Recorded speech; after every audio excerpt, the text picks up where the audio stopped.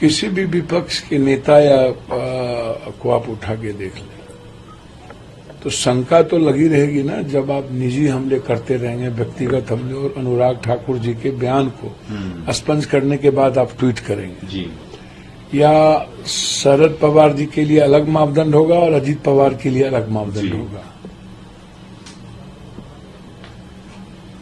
पहले मापदंड नवीन जी के लिए कुछ और था और बाद में कुछ और बदल गया।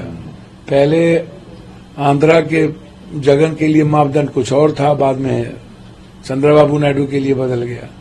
तो इनका जिस तरीके से राजनीति, सियासत और व्यक्तिगत अहंकार और महत्वाकांक्षा और व्यक्तिगत प्रतिशोध की भावना जिस तरीके से लगातार चल रही है, और निजी हमले, और जब कानून आ गया कि न तो कोई किसी का वीडियो अब बना सकता है वो फंस जाएगा, न तो किसी का ऑडियो ले सकता है वो फंस जाएगा, ये कानून आ गया, एफआईआर हो जाएंगे। उसके बावजूद जिस तरीके से विपक्ष के नेताओं का और अन्य लोगों के सर्विलांस हो, चीजें हो, तो स्वाभाविक है शंका तो बनी रहेगी ना। राहुल गांधी जी जिस तरीके से लोकतांत्रिक व्यवस्था और मूल्यों को बचाने के लिए आवाज उठा रहे हैं और संवैधानिक मर्यादाओं को कैसे बचाया जाए, देश के आम जनता को, आम जन को कैसे बचाया जाए, तो कुछ भी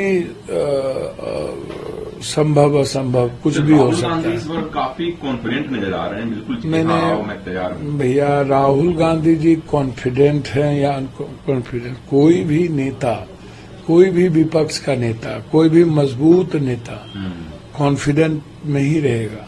और जो ईमानदार होगा, निस्वार्थ होगा, जिसकी कोई सियासत नहीं होगी, सत्ता के लिए कोई गेम नहीं होगा, तो वो व्यक्ति बिल्कुल, राहुल गांधी का जज्बा तो मरने की तैयारी के लिए है। 10,000 20,000 किलोमीटर चलना, जिस तरीके से जाति या धर्म मजहब की बात हो पर निजी हमले करना, लगातार जनों से लेके हमले होते रहना, तो राहुल गांधी जी जब 20,000 किलोमीटर पैदल चल सकते हैं, 10,000 और उसके बाद बिल्कुल फ्री हो करके जिस तरीके से वो हम लोगों से मिलते हैं, तो इसका मतलब है कि वो बिल्कुल निर्भीक हो चुके हैं। वो उनको भीतर में ना तो किसी चीज का डर है, ना ही किसी व्यवस्था का डर है। और राहुल गांधी को डराने की बात तो कोई करना छोड़ दे, अब वो संभव नहीं है। राहुल गांधी, डर शब्द नहीं है राहुल गांधी के भीतर।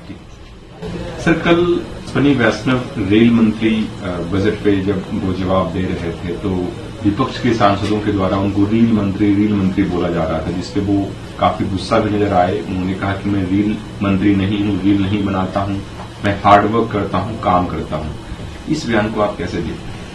नहीं, सभी लोग जिम्मेदार, मंत्री, देखिए कोई बात समझिए, विपक्ष या सत्ता पक्ष, सभी लोग एक दूसरे के आरोप को लगाते हैं। रील सामने में जब आता है तो कोई भी रील, तो आजकल स्वाभाविक कोई सांसद भी, आम लोग भी रील बना करके अपना डालता है, जिसको यूथ ज्यादा लाइक कर रहे हैं। इंस्टाग्राम की भी स्थिति वही है। सोशल मीडिया पर आप क्या डालते हैं ये भी बहुत महत्वपूर्ण है। तो कोई भी व्यक्ति, रेल मंत्री हो या कोई भी व्यक्ति, यदि काम कर रहा है कि नहीं वो तो बिल्कुल अलग है। वो आप रेल मंत्री जी काम कर रहे हैं कि नहीं, रेलवे की स्थिति क्या है,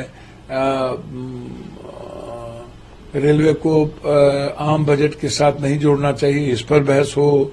रेलवे को आम कॉमन आदमी के लिए अधिक से अधिक ट्रेन कैसे, रेल पटरी कैसे बिछाया जाए, इस पर बात होनी चाहिए, उस पर बजट हो। रेल की सुविधा और सुरक्षा और सफाई कैसे हो, इस पर बातचीत होनी चाहिए। लेकिन निजी हमले का कोई जगह नहीं है। मैं फिर बार बार कह रहा हूं कि आलोचना होनी चाहिए उनके कामों की, उनके जो प्रतिभा उनके भीतर नहीं है तो उनकी आलोचना करिए। सर, विपक्ष जो है ये इस रील्स मंत्री जो है इनको इस्तीफा देना चाहिए, क्योंकि हाल में जो घटनाएं हुई हैं रेलवे में, कई लोगों की मौत भी हुई है और इसकी ये जिम्मेवारी नहीं लेते कि हाँ मेरे रेल मंत्री होते हुए देखिए, घटनाएं हो रही? ये बहुत सारी घटनाएं घटी हैं। ऐसी घटनाएं नहीं है।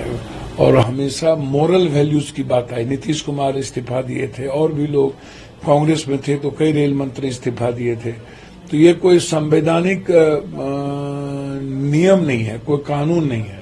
आप है नैतिकता, मोरल।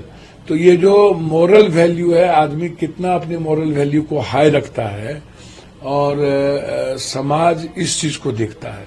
निश्चित रूप से ट्रेन जब एक्सीडेंट हुआ है और मंत्री हैं तो जिम्मेदारी तो उनकी बनेगी।